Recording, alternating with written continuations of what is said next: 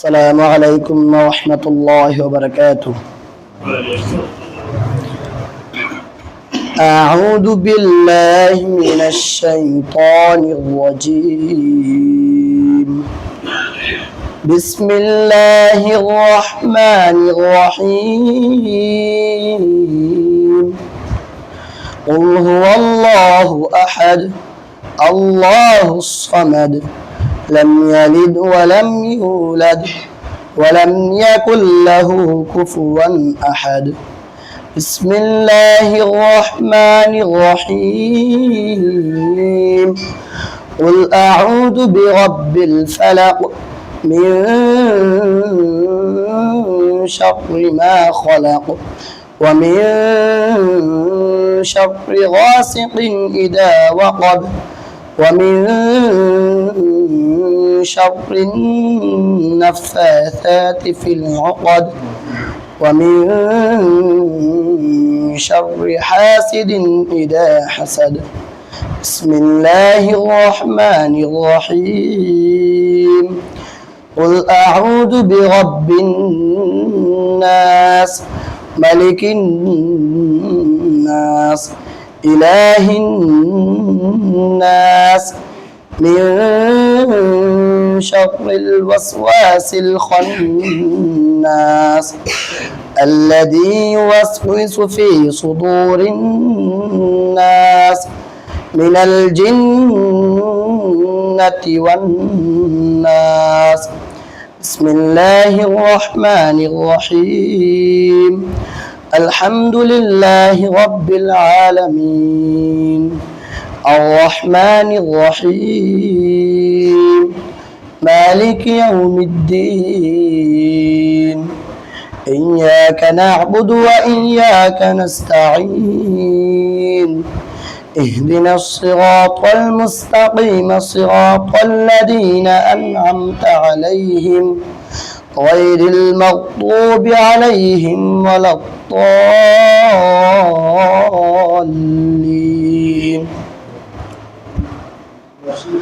بسم الله الرحمن الرحيم. ألف لام ميم ذلك الكتاب لا ريب فيه هدى للمتقين الذين يؤمنون بالغيب ويقيمون الصلاة ومما رزقناهم ينفقون والذين يؤمنون بما أنزل إليك وما أنزل من قبلك وبالآخرة هم يوقنون أولئك على هدى من ربهم وأولئك هم المفلحون. صدق الله العلي العظيم. السلام عليكم ورحمة الله وبركاته.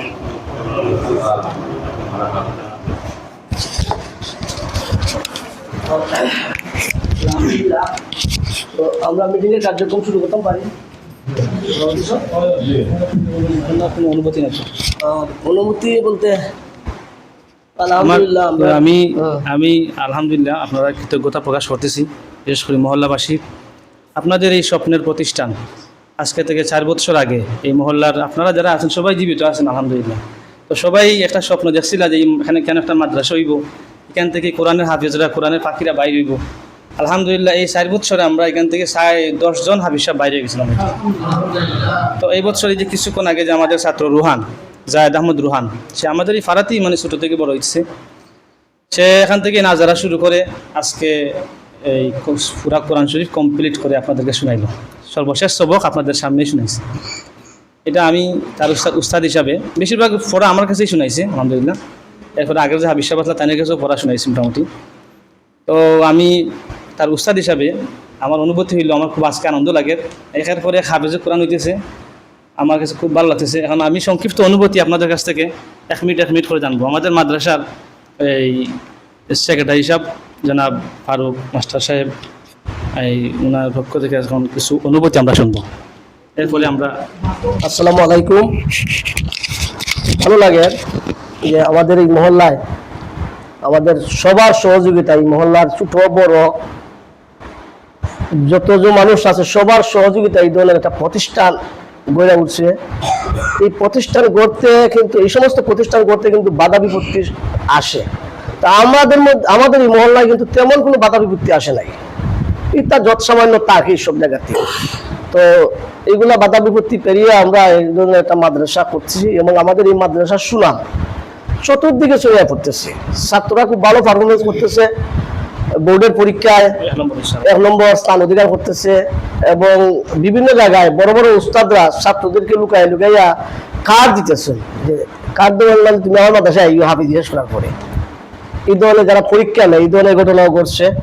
তো আপনারা যারা এই মহল্লাবাসী, আপনারা যারা আসুন, মুরব্বীরা আসুন, ইয়াং জেনারেশন আসুন, যুব সমাজ আসুন, সবাই যে যে শ্রম দিরা, যে সহযোগিতা করা, আমি আশা করি এই মাদ্রাসা উত্তর এই মাদ্রাসার সুনাম বৃদ্ধি এবং আমরা ইনশাআল্লাহ আমরা এই মাদ্রাসার জন্য একটা স্থায়ী নিবাস যাতে হয়, আমরা সবারই অন্তরে আছে, আমরা প্রাণপণে চেষ্টা চালিয়ে যাইতেছি। এবং আমার উস্তাদ যারা আছে, বিশেষ করে আমার মুফতি সাহেব অত্যন্ত শ্রমদিন, অত্যন্ত মানে পরিশ্রম করেন এই মাদ্রাসার জন্য। সবসময় তার স্বপ্নে দেখেন যে মাদ্রাসারে তাই যতদিন কেন থাকুন, এই মাদ্রাসাকে কিভাবে উন্নত করা যায়, ছাত্রদেরকে কিভাবে আগায় নেওয়া যায়। যেমন আজকেও ছাত্ররা ছুটি হয়ে গেছে, ঈদের ছুটি। আজকে আমার দুপুরে একবার ফোন দেখো এরা যে মামা আজকে ভালো লাগেন না মা খেলে বলে, তো স্কুল মাদ্রাসা ছুটিতে লাগিয়ে ছাত্ররা নাই, তাহলে ছুটি দিতে চাই না। আমি প্রায় সময় কই এই আমার সভাপতি, মাদ্রাসা কমিটির সভাপতি সাহেব আসুন, তান্ডও মাঝে মাঝে কই প্রধান সাহেব ছুটি দিন না কেন, তার ছুটি দিলে তো এরা গাড়ি কিন্তু বাসাত গা পড়তো নাই। এখানে থাকলে তো আমরা শান্তিতে থাকবো, সংস্পর্শে থাকবো, আমরা চেষ্টা করবো। আর কোরআন শরীফ পড়তে হইলে অত ছুটি ছাটা প্রয়োজন হয় না। আচ্ছা আপনার মতো তারপরে মাঝে মধ্যে আমি জুড়ে 1 দিন 2 দিন বাড়াইয়া দিই ছুটি, পক্ষ থেকে বাচ্চারা কিছু কিতাব দরকার। খুবই ভালো লাগে যে এই ধরনের একটা দিনই প্রতিষ্ঠানও আমাদের মতো মানে মানুষরা আয়া বইতাম পারলাম। আর এটা কিন্তু সাক্ষীখানি কথা না, সহজে কোনো সব জায়গায় প্রতিষ্ঠান কইরা উঠে না। অনেক প্রতিষ্ঠান ব্যাঙ্গের সারার মতো হয়, আবার জোড়া পড়ি থাকে। এই পাড়া মহল্লাবাসী যদি সহযোগিতা না থাকতো এই প্রতিষ্ঠান এইভাবে উঠল না। এটাই আমার অনুভূতি আর কি। এখন আমরা সংক্ষিপ্ত অনুভূতি জানবো তার আব্বার কাছ থেকে, তার জন্মদাতা পিতার কাছ থেকে আমরা সংক্ষিপ্ত অনুভূতি নিব। এরপরে সভাপতির পক্ষ থেকে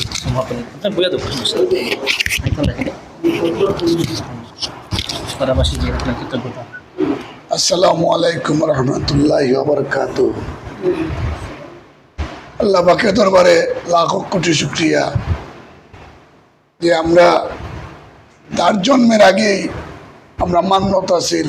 যদি আমার এর আগে আমার 4টা মেয়ে, একটা ছেলের খুব আশা আছিল। আমরা আল্লাহকে সেই দোয়া করতাম যদি আল্লাহ একটা ছেলে দেয় তাহলে আমরা হাফিজি বরাবর আইতাম, কোরআনের হাফিজ। আল্লাহ যদি তাহলে কোরআনের হাফিজ বানায় এই আশা রাখছিলাম। আল্লাহ ছেলে দিছে এবং আজকে এই ছেলের হাফিজি কমপ্লিট হয়েছে। আমার অনুভূতি মানে কিতাবে প্রকাশ করবো যে আমি এত আনন্দিত, এত গর্বিত যে আমি এজন্য গণ্য ব্যক্তি। আজকে আমি হাফিজের বাবা, আমি নিজের আমি গর্বিত মনে করলাম। আর এই যে বলাকা মহল্লাবাসী যারা আছেন, আমার শ্রদ্ধেয় মুরব্বিয়ান, আমার সমবয়সী যারা আছেন, আমি আপনারা সকলের কাছে কৃতজ্ঞ যে আপনারা এত সুন্দরভাবে আপনারা এই প্রতিষ্ঠানের পরিচালনা করতেছেন এবং আপনাদের সহযোগিতায়, আপনাদের পরিশ্রমে, আপনাদের দিক নির্দেশনায় আজকে আমার ছেলে সহ 10 জন হাফিজ বইছে। আগামীতে আরও বাড়ইব আমরা আশা রাখি। আর বিশেষ করে উস্তাদ যারা রয়েছেন, আমরা ইমাম সাহেব সহ যারা আছেন সবের নাম জানি না, এদের অক্লান্ত পরিশ্রমের বিনিময়ে আল্লাহ পাক রব্বুল আমিন তারে যে শেষ সিদ্ধান্তে পৌঁছেছেন। আপনাদের কাছে আমার একটাই দাবি, আপনারা এই দোয়াটা করবেন যে হাফিজ হওয়ার পর মৃত্যুর আগ পর্যন্ত যেন আল্লাহ এবং রসুলের নির্দেশ পথে তার জীবনটা পরিচালনা করতে পারবে। এই দোয়াটাই আমরা চাই, আর কিচ্ছু চাই না। আপনাদের সকলের সুস্বাস্থ্য মঙ্গল কামনা করি। আসসালামু আলাইকুম রহমতুল্লাহ বারাকাতুহু। সংক্ষিপ্ত অনুভূতি আমরা আমাদের মাদ্রাসা কমিটির কেশিয়া সাহেবের কাছ থেকে জানবো। সংক্ষিপ্ত অনুভূতি। জি, আসসালামু আলাইকুম রহমতুল্লাহ।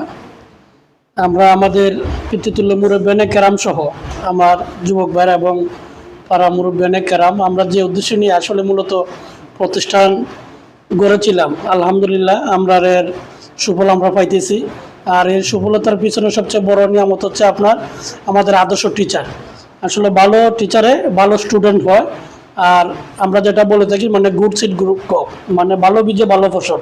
আমার উস্তাদ যদি ভালো হয় তাহলে স্টুডেন্ট ভালো হবে, এটাই মানে স্বাভাবিক।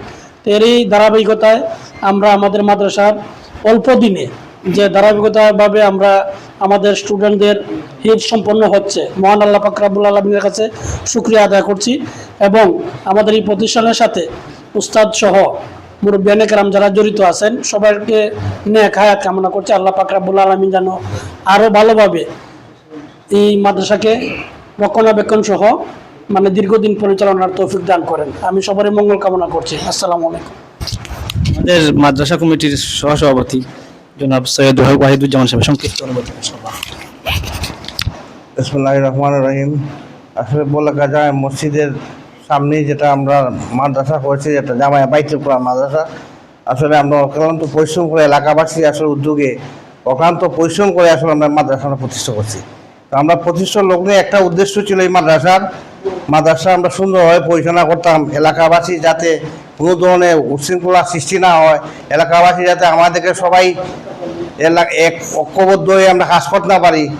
এই মাদ্রাসা কিন্তু প্রতিষ্ঠার লগ্নে অনেক পরিশ্রম আছে। আমাদের বর্তমান সাবেক মুতল্লি সাহেব উনি অক্লান্ত পরিশ্রম করছেন এই মাদ্রাসা প্রতিষ্ঠা করার জন্য, এবং আরও পরিশ্রম করছেন আমাদের বর্তমান মুতল্লি সাহেব আমার ফারুক ভাই কিন্তু এই মাদ্রাসার জন্য দাঁড়ায় অনেকে ঘুরছেন, ঘুরা মানে বলতেছেন ভাই মাদ্রাসাটা করা অত্যন্ত জরুরি। যত আমরা এলাকাবাসী কেন বসবাস করি, আমরা একটা মসজিদ আছে কেন, আমরা একটা মাদ্রাসা প্রয়োজন। একটা মাদ্রাসা না হলে আমরা এলাকার উন্নয়ন বা অগ্রসরতা বাড়ত না। যে কারণে ফারুক ভাই এবং আমিও এটার জন্য অত্যন্ত গুরুত্বপূর্ণভাবে আমরা কাজ করছি। আমাদের কবির হাফিজ সাহেব উনি অত্যন্ত পরিশ্রম করতেছেন মাদ্রাসার জন্য, অনেক অনুদান দিতেছেন বা দিচ্ছেনও।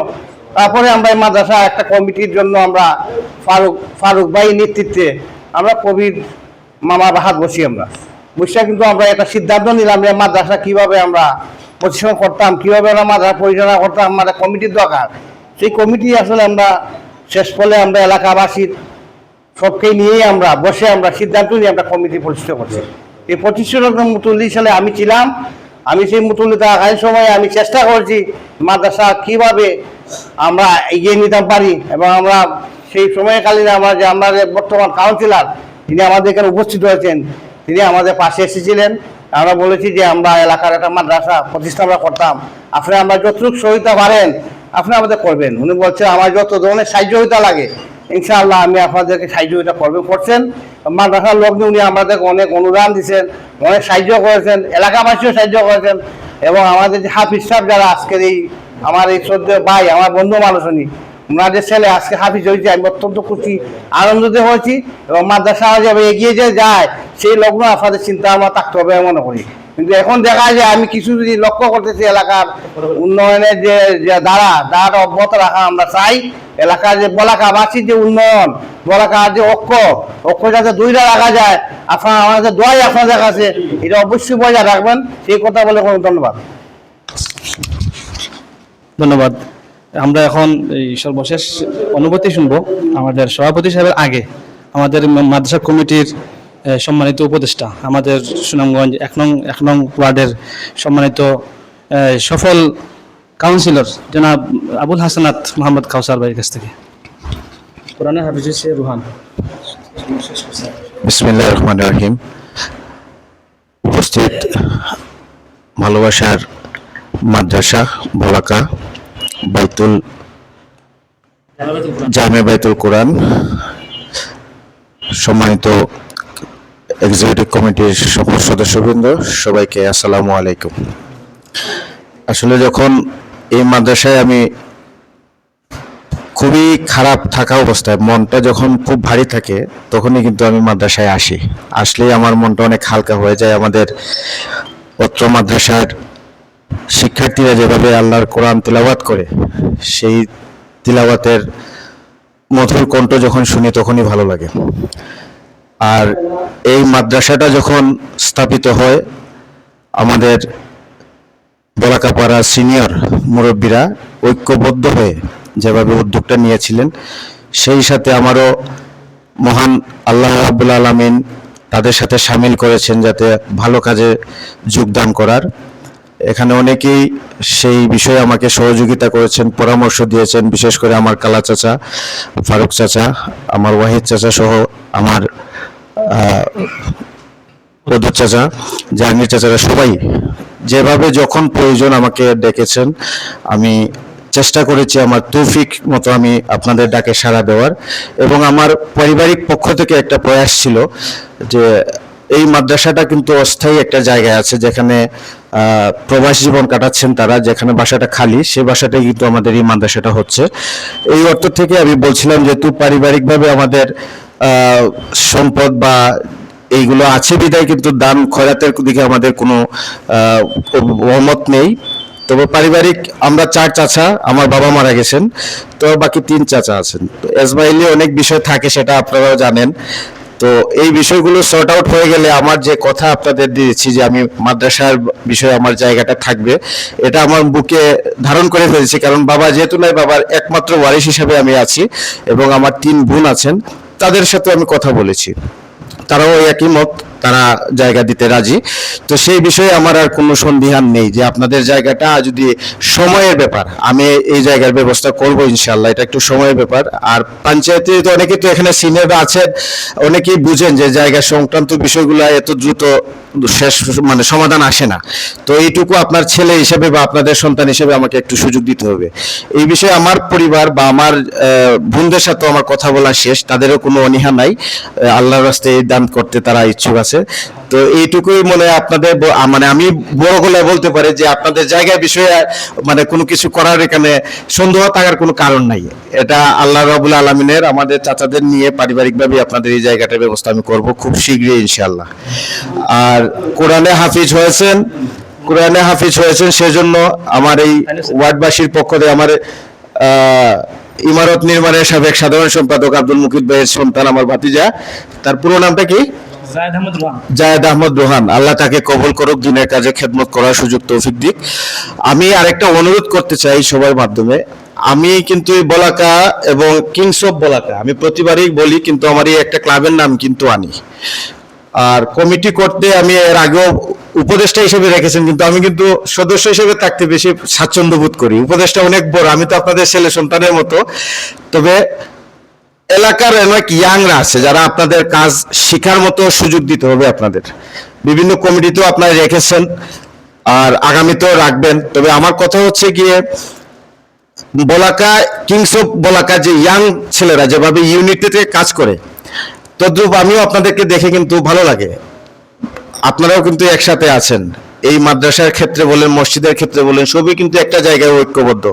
আসলে এটা আমাকে আরো অনেক আনন্দ দেয় যে আমি এই এলাকায় কোনো কাজ করতে গেলে 1 বা 2 জনের সাথে কথা বললে কিন্তু বিষয়টা খুব দ্রুত আপনাদের কানে পৌঁছে যায় এবং বসে আপনারা একটা সিদ্ধান্ত দিয়ে দেন। এর আগে অনেকগুলো ঘটনা এরকম হয়েছে, আপনারা মানে খুব দ্রুত এই সমাধানগুলো দিয়ে আসছেন। আমি আপনাদের কাছে এইটুকু কামনা করব যে ইউনিটিতে আপনারা আছেন, ঐক্যবদ্ধ থাকেন। এটার যাত্রা কিন্তু এখানে না, অনেক দূর যেতে হবে। কারণ আপনারা এই প্রতিষ্ঠান সহ বিভিন্ন প্রতিষ্ঠান চালাচ্ছেন, আমাদের এই মাদ্রাসাটাও যাতে বড় আকারে হয় সেই দিকে লক্ষ্য রেখে আমাদের কাজ করতে হবে। অন্যদিকে আমাদের শিক্ষক, আমাদের মুস্তামিম সাহেব এখানে আছেন, মসজিদের ইমাম সাহেব, উনি খুবই দক্ষ মুফতি সাহেব। উনার যে দক্ষতা এবং আমাদের এই মাদ্রাসার ছেলেদের বা ছাত্রদের যেভাবে পরিশ্রম করে একটা দিক নির্দেশনা আলো পথে দেখাচ্ছেন, আমি আন্তরিকভাবে হযরতের জন্য শুভেচ্ছা জানাচ্ছি এবং দোয়া করি যাতে আল্লাহ তাআলা নেক হায়াত দেন এবং এই আমাদের ছাত্রদেরকে পড়াশোনা করার আলো, এই কোরআনের আলো পথে যাতে আরো ধাবিত থাকতে পারে, সেই দিকে আল্লাহ রাব্বুল আলামিন ওনাকে তৌফিক দান করুক। আমি আমার বক্তব্য দীর্ঘায়িত করছি না, আমি লেট হয়ে গেছে, আরো বিচার ছিল সেগুলো শেষ করে আসছি। এই দিনটা ক্ষমা দৃষ্টিতে দেখবেন। আমি সবার সুস্বাস্থ্য ও দীর্ঘায়ু কামনা করে আমার বক্তব্য শেষ করছি। আসসালামু আলাইকুম রহমতুল্লাহ।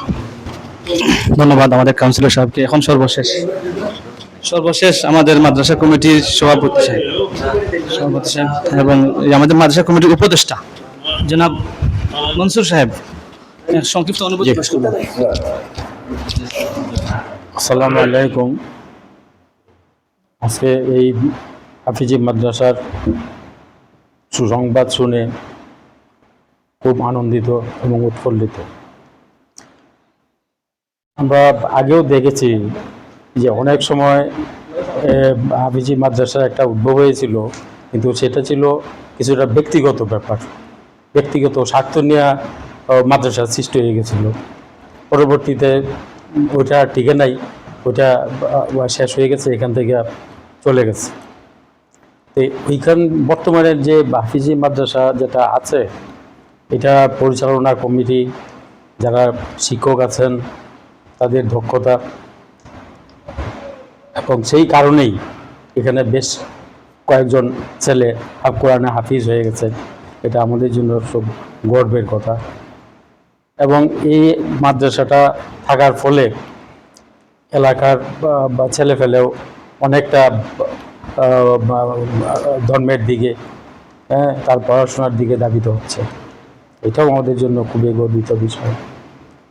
আমরা আশা করি এই মাদ্রাসা ইনশাল্লাহ যারা পরিচালনা করছেন, এখানে যারা শিক্ষক আছেন, তারা আরও গুরুত্ব দিয়ে ছেলেদের আরও সুশিক্ষিত কোরআন হাফেজ সৃষ্টি করবেন। আমি আল্লাহর কাছে এই দোয়া করি। আলহামদুলিল্লাহ। আসসালামু আলাইকুম।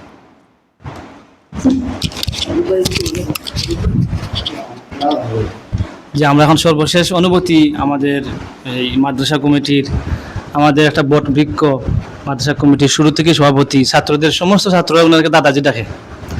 সুখ দুঃখ ভাগাভাগি করার একটা জায়গা আছে, ছাত্রদের সুখ দুঃখ ভাগাভাগি করার একটা জায়গা। সভাপতি সাহেবের সংক্ষিপ্ত অনুভূতি পেশ করবেন, এরপরে দোয়া হবে। نحمده ونصلي على رسوله الكريم وعلى آله أما بعد السلام عليكم ورحمة الله وبركاته। আমার সম্মানিত উপস্থিতিবৃন্দ সব কিছু কইলিছেন। আমার অনুভূতি একটা জিনিস মাদ্রাসার উপরে না, বিশেষ করে আমরা যে মুসলমান, আমরা জানতে হইব। তো আনসারি রহমতুল্লাহ যে সবই শুনছেন নাম, তাই না? জুবাইর আহমদ আনসারি ওয়াজ করছেন, ওয়াজ কর্তা, আল্লাহ বেশ নসিব করুক, বিশ্বখ্যাত বক্তা। তান কইস যে মুসলমানের প্রতি উদ্দেশ্য করে কইস অন্তত পক্ষে একটা জায়গার তোমরা থাকো। ইমান আনার পরে মুসলমানের দায়িত্ব অনেক বেশি, অন্তত একটা জায়গার থাকো, সবগুলো থাকতে না করে একটা জায়গার থাকো। যদি আল্লাহ সুবহানাহু ওয়া তাআলা কোনো জায়গার নবীর গড় সৃষ্টি করেন, তবে হয়তো হাফিজ হও, নতুবা হাফিজের বাপ হোক, নতুবা দাদাও, নতুবা নানাও, নতুবা হাফিজের হেফাজতগারও, একজন হাফিজরে খাওয়াও, আর নতুবা একজন কোরআনের ফাঁকি হিসেবে তার মাথাটায় দেও। মনে মনে ইয়ে করো যে আল্লাহ থাকবা, এত সুন্দর একটা ছেলে কোরআনের হাফিজ দিতেছে, এই অনুভূতিটা তোমার দিলের মধ্যে তৈরি হোক। তবে 3 নম্বর মুসলমানের হাতে থাকতে আর ভাই। আর হাফিজ সম্বন্ধে বলা হয়েছে যে একজন হাফিজ হওয়ার পরে সে 10 জন মানুষে বেশ ফলিত। 10 জনের মাঝে খাড়া এটা অনেক মুক্তি হলে গেছে শুনছি না, তার কাছেই শুনছি।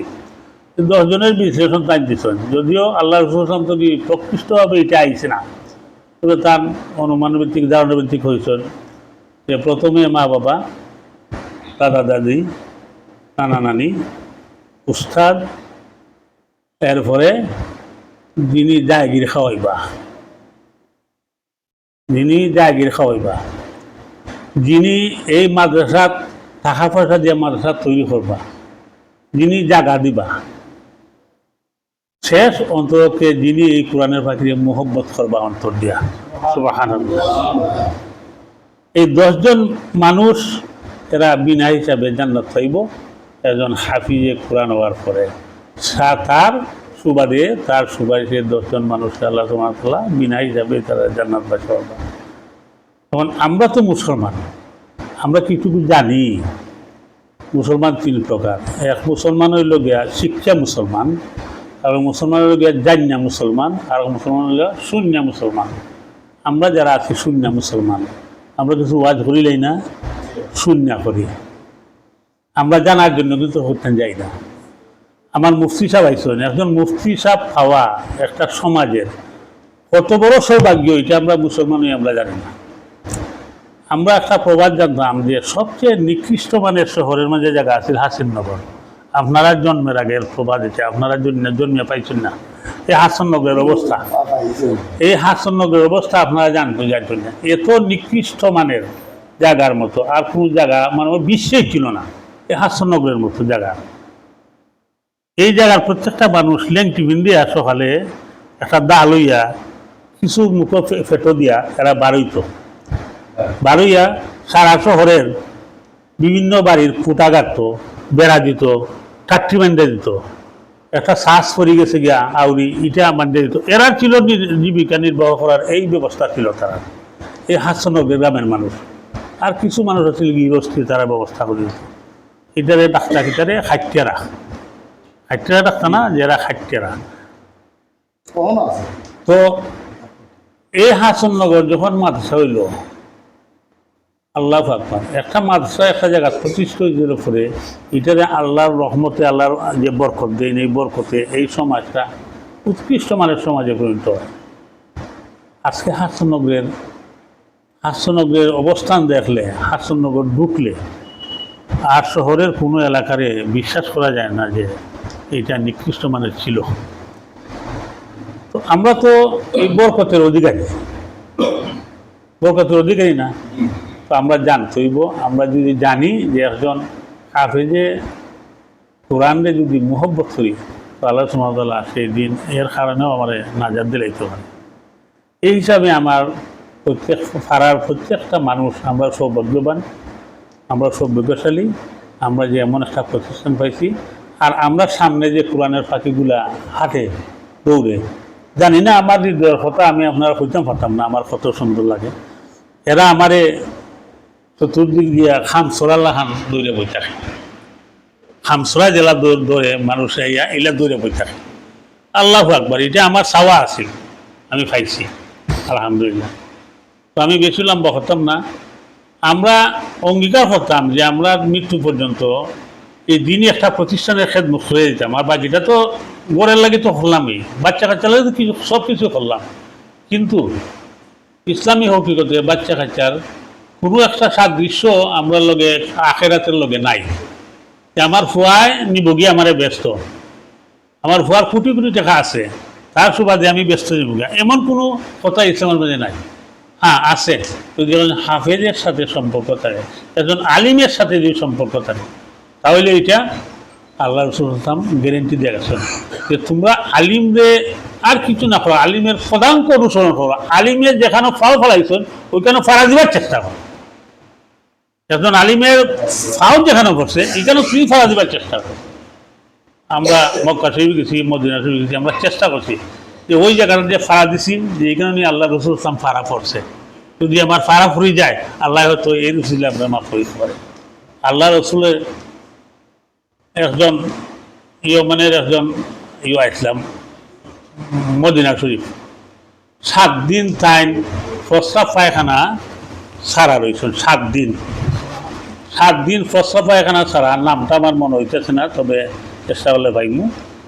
7 দিনের পরে তাই বলছেন ভাই আমারে মদিনা তুই বিদায় দাও। মানুষ বন্ধু বান্ধব কইছেন আল্লাহর কাছে যে আল্লাহ আমারে বিদায় দাও মদিনা থেকে। তখন জিজ্ঞেস কেন? বলতে আমি 7 দিন যাবৎ আমার সুস্থ আটকে রাখছি, যেখানে বলতে আমি কোন জায়গা ফসরা বায়না করবো, যে জায়গা ফসরা বায়না করবো ওই জায়গায় যদি আল্লাহ রসুলের ফদবরক পড়ে যায় সে তো আমি দোষী দিব, গুণাগারে দিব। তাই এমন জায়গা পাইছি না আমাদের ভিতরে যেখানে ফসরা পড়া যায়। এই নবীজির মহব্বত, আর এটাই নবীজির আদর্শ।